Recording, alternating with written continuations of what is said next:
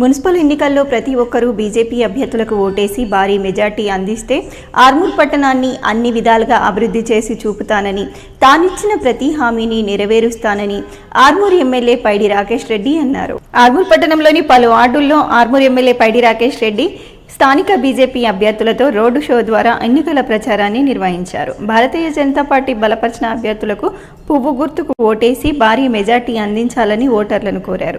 అలాగే ఇతర పార్టీ నాయకులను నమ్మి మోసపోకూడదని, తానిచ్చిన ప్రతి హామీ నెరవేరుస్తానని, మాయమాటలు చెప్పి అధికారంలోకి ఎక్కడానికి ఇతర పార్టీల నాయకులు ప్రయత్నిస్తున్నారని మండిపడ్డారు.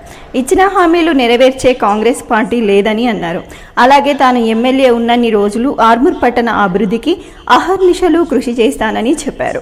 ఈ కార్యక్రమంలో ఆయా కాలనీలలో పోటీ చేసే అభ్యర్థులు, బీజేపీ నాయకులు తదితరులు ఉన్నారు. ఈ రోజు భవిష్యత్తులో మనల్ని కాపాడవాళ్ళు లేని భారతదేశంలో మీరు ఎవరేమన్నా ఇది ఎవరో ఫామ్ హౌస్ గా పడుకున్న కేసీఆర్ గురించి ఉన్న పార్టీ కాదు, కేటీఆర్ గురించి ఉన్న పార్టీ కాదు, ఇది లేకపోతే కాంగ్రెస్ గాంధీల గురించి ఉన్న పార్టీ కాదు.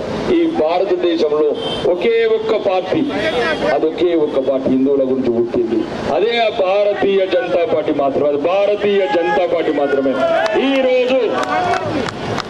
ఈ రోజు చెప్తున్నానమ్మా, ఒక్క మాట వినండి. జరిగేబోయే అఘాయిత్యాలు రానున్న రోజులలో ఈ గుండాలకు మళ్ళీ అవకాశం ఇస్తే, ఈ అభివృద్ధి లేని వాళ్ళకు అభివృద్ధి ఇస్తే, మీరు ఒకటే అడగండి. ఇళ్ళకి వచ్చినప్పుడు 4,000 ఇచ్చి ఇళ్ళకి రండి రాను అడగండి, 2,500 మహాలక్ష్మి ఇచ్చి రండి రానండి, కులం బంగారం ఇచ్చి రండి రానండి.